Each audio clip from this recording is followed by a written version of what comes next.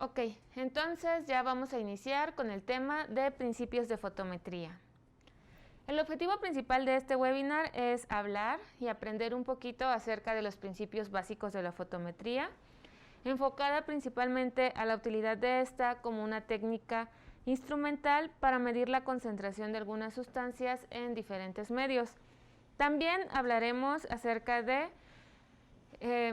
las principales diferencias entre un espectrofotómetro y un colorímetro o un fotómetro, los componentes principales del espectrofotómetro y al final haremos una pequeña medición con nuestro equipo, o bueno, más bien con nuestro equipo HI801, que es un espectrofotómetro de luz visible. La fotometría en sí es la medida de la luz o la ciencia que mide la luz.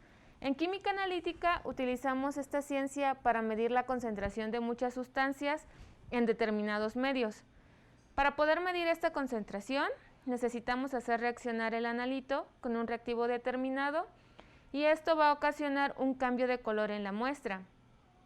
La intensidad de color que se genera va a ser proporcional a la concentración del analito en la muestra y esto lo podemos medir con un equipo fotométrico o con un equipo espectrofotométrico. Para entender un poquito cómo funciona la fotometría, vamos a hablar acerca del espectro electromagnético. Existen diferentes ondas electromagnéticas que forman lo que nosotros conocemos como espectro electromagnético. Se conocen así porque estas ondas poseen un campo eléctrico y un campo magnético.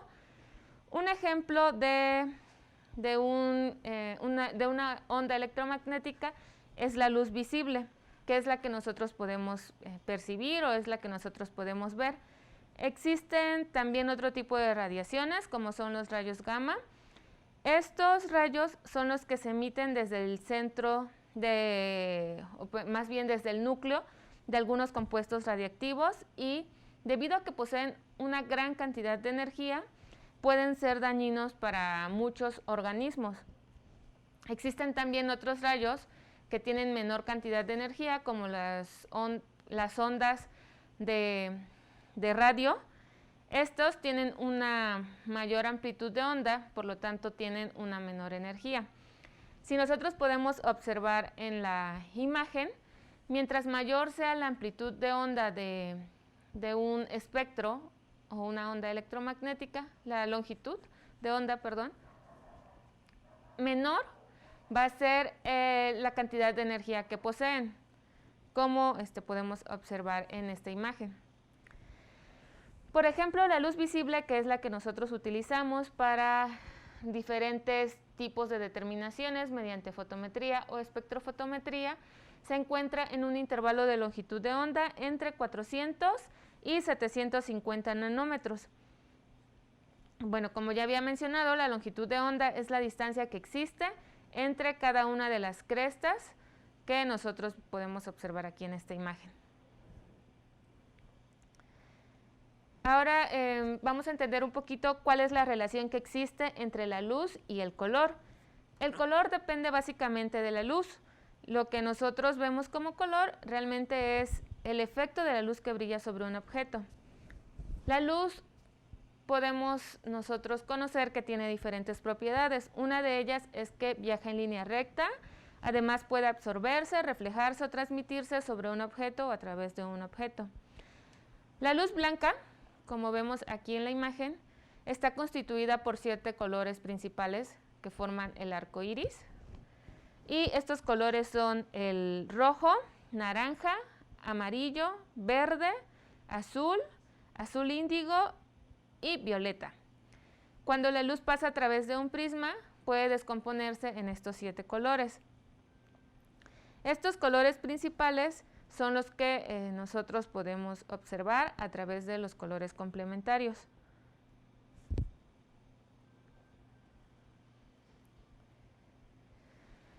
Ok, en esta imagen podemos observar que a cada color del espectro le corresponde una longitud de onda de la luz.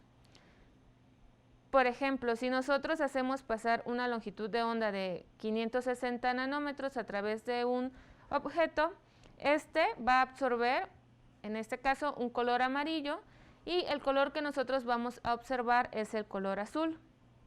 Estos colores que vemos aquí en la tabla, como el verde, amarillo, morado, azul, azul verdoso y verde azulado, se conocen como colores complementarios y son los que nosotros llegamos a observar. Se considera un color complementario porque cuando nosotros hacemos mezclas de estos colores, nos da como resultado un color ya sea blanco, negro o un poco grisáceo, dependiendo de la proporción de cada uno de estos colores que se lleguen a mezclar.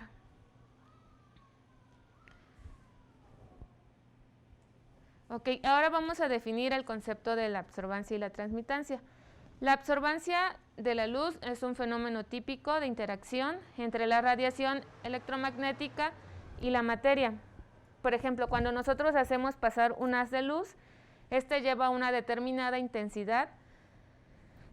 Entonces, parte de esta luz va a absorberse por los átomos o las moléculas que se encuentren en la muestra.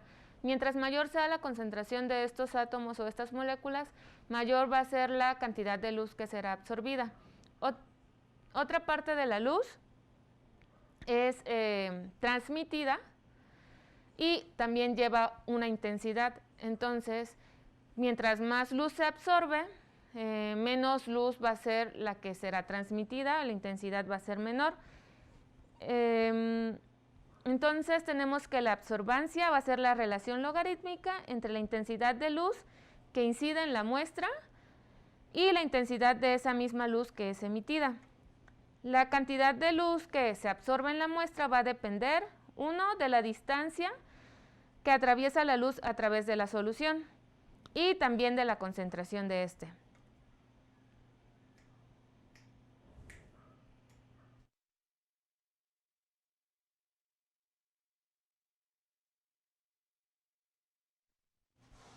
Ok, continuamos. Ahora,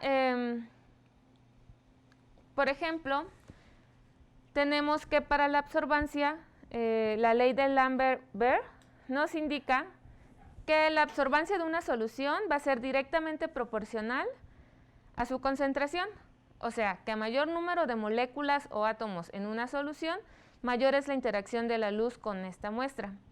A su vez, la absorbancia también va a depender de la distancia que recorre la luz por toda la muestra. Igual, mientras mayor sea esta longitud del trayecto, la luz va a encontrar más moléculas con las cuales va a reaccionar o va a interactuar. Por lo tanto, vamos a tener una mayor absorbancia en la muestra. Y finalmente, esta ley nos indica que tenemos un coeficiente de extinción molar. Este coeficiente es la eficiencia que tiene una molécula para absorber la luz. Este valor va a ser específico para cada molécula, para cada sustancia. Además, va a depender también de la temperatura y de la longitud de onda. Entonces, si nosotros conocemos ya este valor del coeficiente, que como había mencionado es especial para cada una de las sustancias, y también si conocemos el espesor, en este caso el espesor de la celda que estamos utilizando, podemos determinar la concentración midiendo únicamente la absorbancia. Para determinar la absorbancia, nosotros podemos ya utilizar entonces un equipo, ya sea un fotómetro o un espectrofotómetro.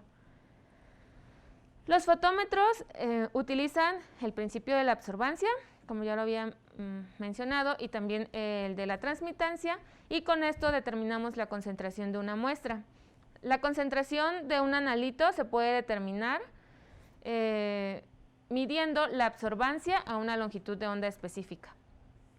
Los fotómetros constan principalmente de una fuente de luz. Esta fuente puede ser una fuente LED o incandescente. También tienen un filtro óptico y un detector. Lo que hacemos aquí es hacer pasar la luz que viene desde la fuente de luz y pasa a través de una celda. en esta celda va a contener nuestra muestra, la luz va a interactuar con las moléculas de esta celda y cierta parte de esta luz va a ser absorbida y otra parte va a ser transmitida hacia el filtro óptico y finalmente hacia el detector. Este filtro óptico nos ayuda a eliminar cualquier tipo de interferencias que puedan estar causando lecturas erróneas. En GENA contamos con equipos fotométricos y sus componentes principales son la fuente de radiación. En la mayoría de los casos se utiliza una fuente LED, ya que son un poquito más, ofrecen un mejor desempeño y ya tienen una longitud de onda establecida. Esta longitud va a depender de cada una de las sustancias que se van a analizar. Después tenemos un filtro de interferencia. Este filtro que vemos aquí nos va a garantizar que exista una mayor exactitud de la longitud de onda y nos va a permitir que la luz que se transmita sea más fuerte y más brillante. Posteriormente, el equipo cuenta con un divisor de haz. Lo que va a hacer este divisor es dividir el rayo de luz, lo va a dividir en dos. Una parte de este rayo se va a transmitir y va a seguir hacia la muestra y la otra parte va a ser reflejada hacia un detector de referencia. Este detector de referencia nos va a ayudar a compensar los cambios de intensidad que ocurren con el tiempo de encendido y también de calentamiento del equipo. Entonces también nos ayuda a que el equipo se pueda utilizar inmediatamente que lo prendemos, no necesitamos de un tiempo de calentamiento gracias a este accesorio con el que cuentan los equipos fotométricos de GENA. Entonces, el rayo de luz que es emitido va a continuar su camino, va a pasar a través de la muestra, va a interactuar con las moléculas, va a absorberse cierta cantidad de luz aquí y la otra parte, que como ya sabemos, la cantidad de luz que se absorba va a ser directamente proporcional a la concentración de la muestra. Esta celda que contiene la muestra debe tener la característica de ser transparente y de no absorber nada de luz. Toda la luz debe ser absorbida por nuestra muestra. La cantidad de luz que absorba la celda debe ser lo menos posible o no absorber absolutamente nada.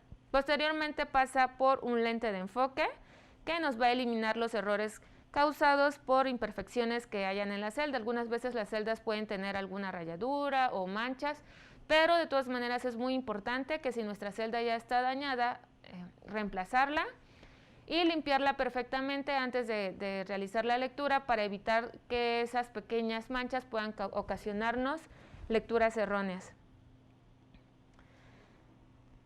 El detector de luz que llega va a recolectar la luz o la radiación transmitida por la celda y va a convertir esto en una corriente eléctrica, va a producir una diferencia de potencial que va a ser procesado o va a utilizarlo el microprocesador para convertir a diferencia de voltaje en una lectura con una unidad de medición deseada, ya sea porcentaje, partes por millón, transmitancia, absorbancia, dependiendo de la unidad que se haya seleccionado.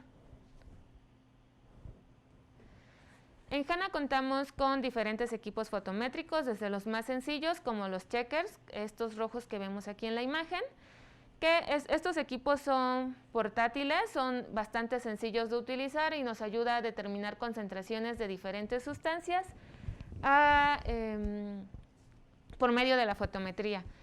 Para cada analito que se vaya a analizar, nosotros tenemos un fotómetro diferente. Este solamente, por ejemplo, está hecho para dureza total, no lo podemos utilizar para medir otro tipo de analito, porque la fuente LED que utiliza y la longitud de onda que emite está especialmente diseñada para interactuar con la dureza, carbonato de calcio, que se encuentra en la muestra y ser absorbida, y ya de esta forma darnos la concentración. También tenemos los equipos fotométricos. Este blanco que vemos aquí también es portátil, como el colorímetro, pero es un poquito más grande y tiene la ventaja de que ya tiene otras funciones, otras características como buenas prácticas de laboratorio, la función CalCheck para poder revisar la calibración del equipo, y también cuenta con la opción de registrar datos y volverlos para poder guardar una lectura y verlos después o transferir los datos. Y bueno, el otro fotómetro que tenemos son los de la serie 83. Estos equipos ya son un poquito más especializados, son equipos de mesa, y la ventaja que presenta es que podemos medir más de un parámetro con este mismo equipo. Contamos con diferentes fotómetros que están especializados para diferentes industrias, ya sea para tratamiento de aguas, para agricultura, para acuicultura, para torres de enfriamiento, para calderas, entre otras aplicaciones. Y bueno, estos son los equipos fotométricos con los que contamos en HANA. Posteriormente, bueno, vamos a hablar ahora de un espectrofotómetro. Un espectrofotómetro es un equipo que nos va a dividir la luz en un espectro, es decir, nos va a producir una radiación a longitudes de onda definidas y después el equipo va a medir la intensidad de esta radiación. La ventaja de un espectrofotómetro es que podemos nosotros seleccionar diferentes longitudes de onda para poder medir muchos tipos de analitos, siempre y cuando se encuentren dentro del intervalo, en este caso de medición de luz visible. Bueno, en este caso estamos hablando de un equipo para luz visible, también existen espectrofotómetros para UV y rayos infrarrojo.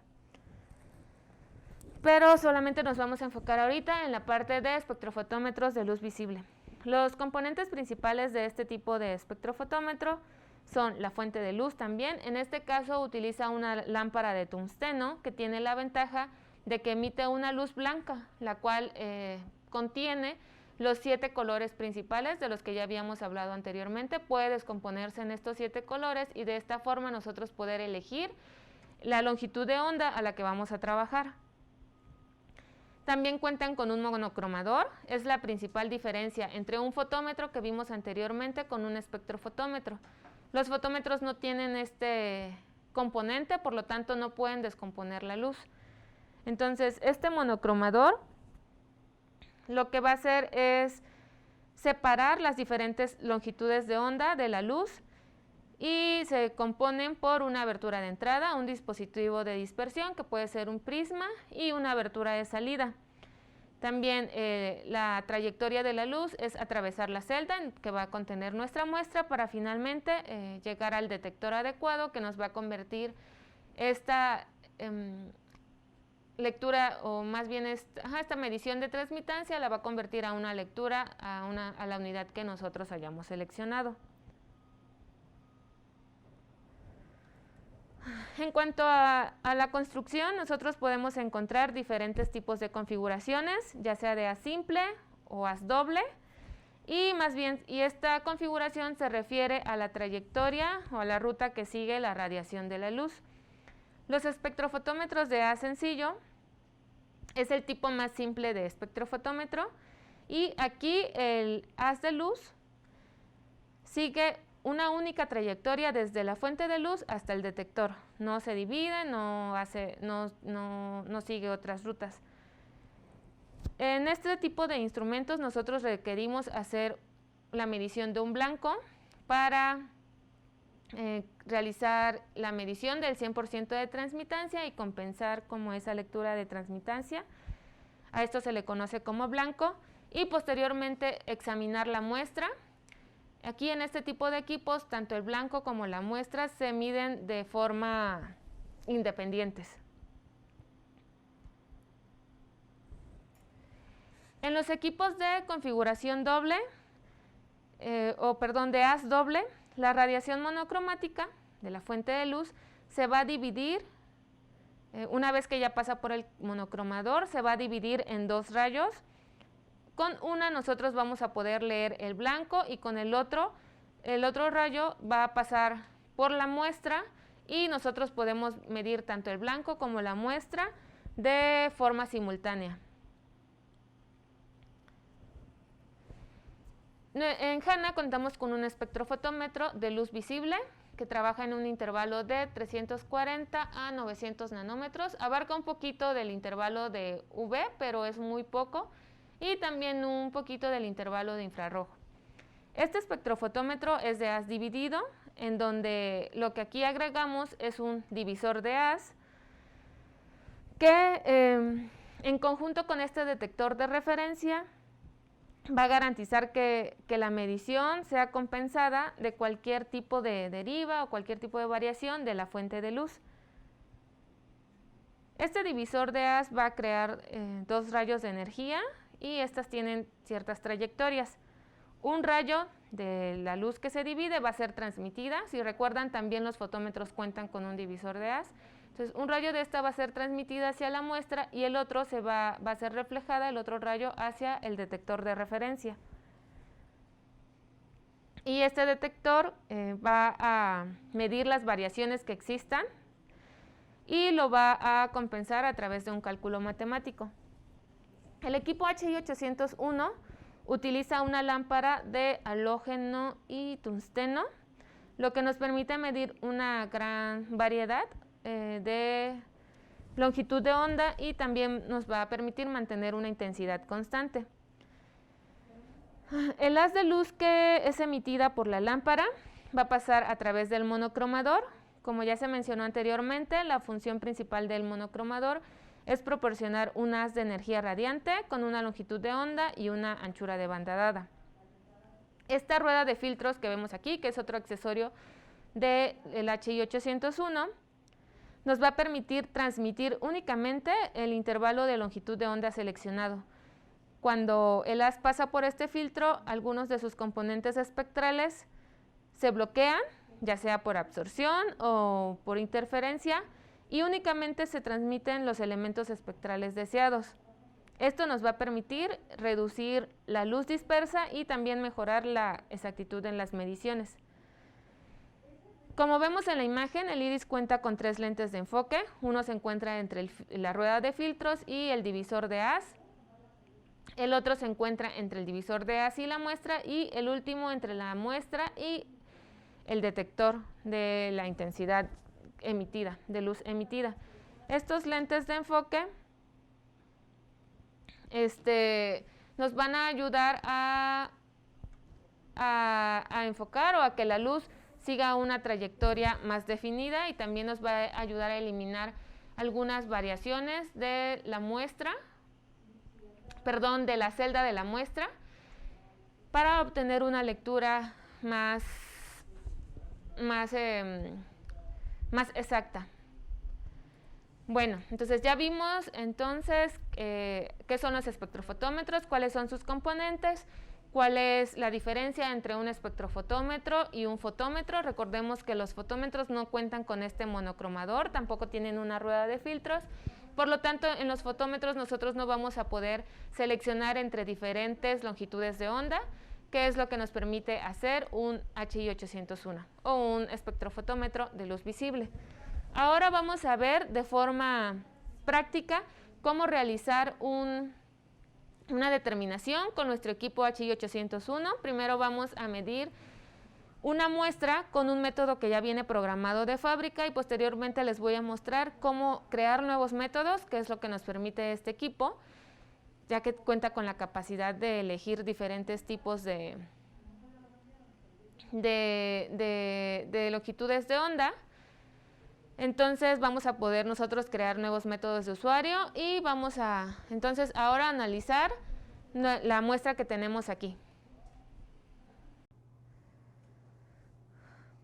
Ok, entonces comenzaremos analizando una muestra. Vamos a utilizar el espectrofotómetro HI 801, el cual es un espectrofotómetro de luz visible.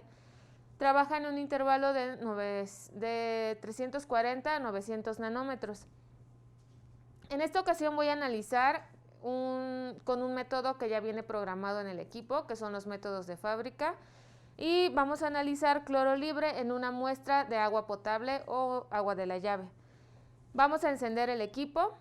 Debido a los componentes internos que tiene, nosotros ya no debemos esperar un tiempo de calentamiento. Podemos comenzar a utilizarlo una vez que el equipo se enciende.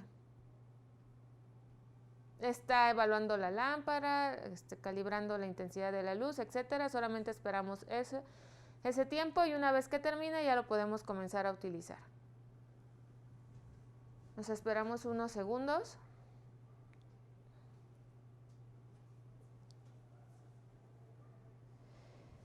Para esta determinación voy a necesitar mi muestra de agua de la llave, en el cual vamos a medir cloro libre. Los reactivos, en este caso voy a utilizar reactivos para cloro libre de intervalo bajo, que es el HI 93701. Y vamos a utilizar una celda de 10 mililitros, la cual vamos a llenar con la muestra. Para este método necesitamos hacer un cero y después leer la muestra. Como es un equipo de haz dividido, tanto el cero como la muestra se leen de forma independiente. ¿Ok? Entonces el equipo ya encendió, ya terminó de realizar todas las compensaciones y calibración de la luz, etcétera, que tenía que realizar. Ya podemos comenzar a utilizarlo. Está seleccionado el método de alcalinidad. Yo necesito el de cloro libre. Entonces, para seleccionar un método o para cambiar de método, me voy a la opción de método y con las flechas me voy a ir moviendo. Primero me muestra los métodos de fábrica, que son 94 métodos que vienen programados en este equipo. Con la flecha hacia la izquierda, yo voy a ingresar a los métodos de fábrica. Ahora ya ingresé a los métodos de fábrica y con las flechas de arriba y hacia abajo yo voy a seleccionar el método de cloro libre. Tenemos que buscarlo.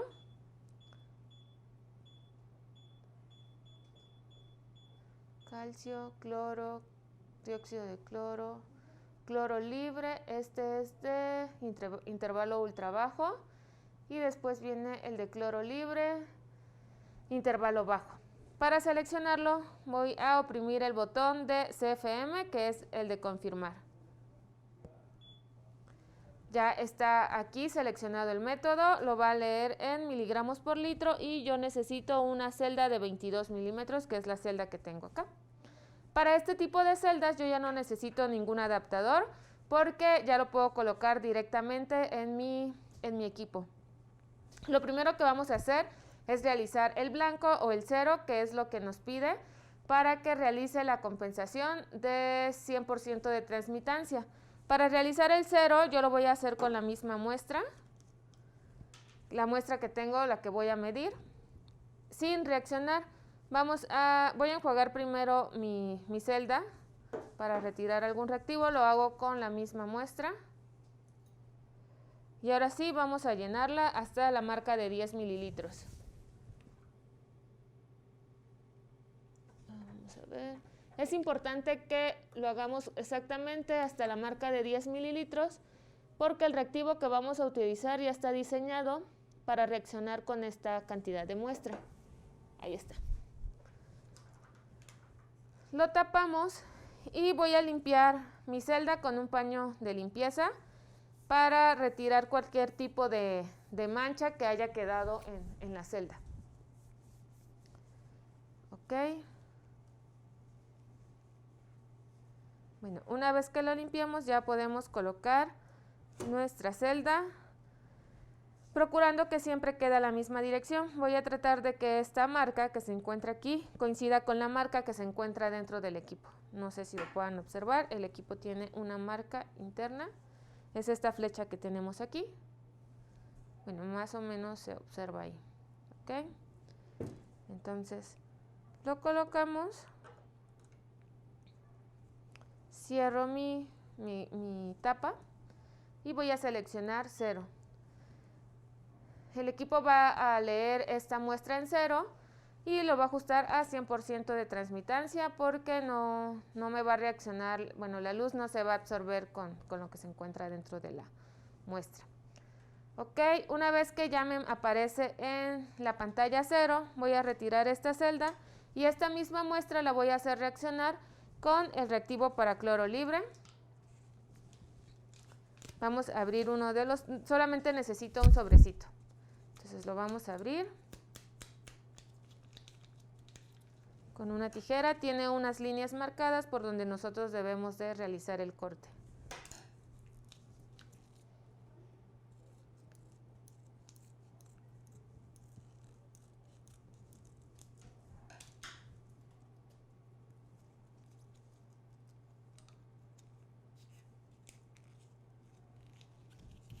Hay que tratar de que todo el contenido de este sobre, introducirlo y que reaccione con la muestra para tener lecturas más exactas. Ahí se ve.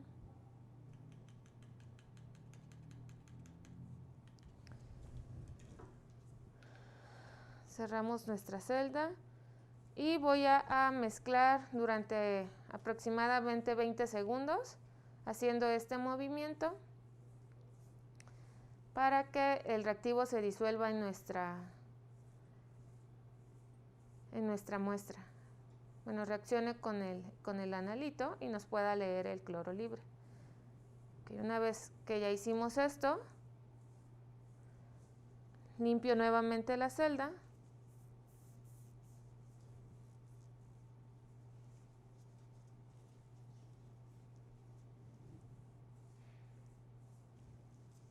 Y la voy a colocar nuevamente adentro del equipo. Ahora sí voy a seleccionar la opción de leer. Este método ya viene con un tiempo de reacción que ya está programado. Cada uno de los métodos tiene su tiempo de reacción y después de que ya termine este tiempo, el equipo nos va a mostrar automáticamente la lectura.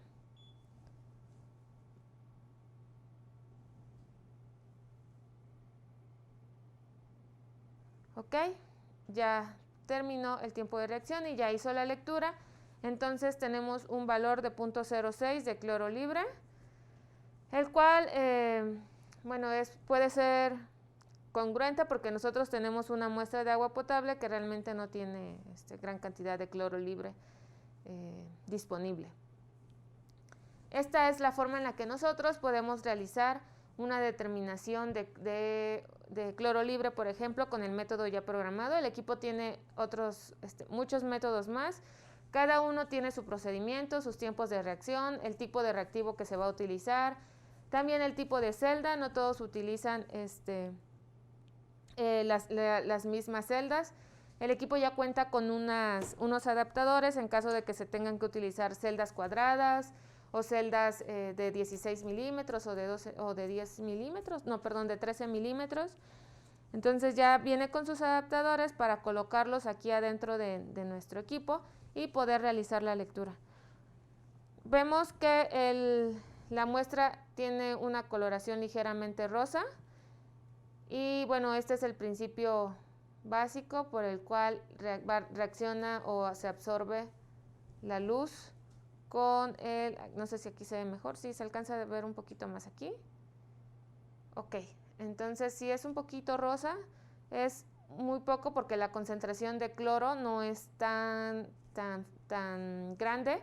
Si tuviéramos más concentración de cloro, el color o la intensidad del rosa sería un poquito más fuerte y el rayo de luz que pasa a través de la muestra se absorbería más y tendríamos una mayor concentración en la pantalla. Es importante que una vez que terminamos nuestra prueba, inmediatamente vaciemos este contenido para que no se manche nuestra celda, porque esto puede ocasionar posteriormente lecturas erróneas por las manchas que puede llegar a tener la celda. Una vez que la celda ya está muy manchada o tiene muchos rayones, es preferible utilizar una nueva y ya desechar esa celda. Ahora, el equipo también tiene métodos de usuario. Con el equipo también podemos crear métodos de usuario. Para crear los métodos de usuario, bueno, aquí por ejemplo yo podría seguir analizando cloro libre, También tengo que hacer el 0 y después leer y así sucesivamente. Entonces, ahorita para irnos a un método de usuario o para crearlo, también nos vamos a métodos. Aquí podemos crear hasta 100 métodos de usuario. Lo primero que nos va a aparecer son los métodos de fábrica, que son los 94. Con esta flecha vamos a bajar hacia los métodos de usuario. Me aparece 0 porque no tengo ni un método de usuario programado. Y para programarlo, igual con la misma flecha, me voy a crear un nuevo método. Confirmamos y el equipo me va a pedir diferentes datos. Por ejemplo, primero tengo que asignarle un nombre. Puedo crear un nombre hasta con 12 caracteres alfanuméricos. Aquí, por ejemplo, le puedo poner A, B, C. Con las flechas voy cambiando de letra y con estas me muevo al siguiente. Le voy a poner, no sé, C1, por ejemplo. Vamos a ver. O CC. Lo dejamos así para ya pasarnos al siguiente. Ahora voy a seleccionar confirmar y me pide las unidades de medición. Con el equipo yo puedo obtener diferentes unidades. Por ejemplo, puede ser % de transmitancia, absorbancia, partes por millón, miligramos por litro, partes por 1000. Y así sucesivamente yo puedo ir seleccionando el tipo de unidad que voy a analizar. Por ejemplo, voy a seleccionar partes por millón. Ya una vez que selecciono esta unidad, me voy al siguiente y me va a pedir cuántas longitudes de onda yo necesito medir. Por ejemplo, algunos métodos de usuario me indican que puede ser 1, 2, etcétera, ¿no? Con este equipo podemos seleccionar hasta 5 longitudes de onda. Con las flechas me muevo y selecciono las longitudes de onda.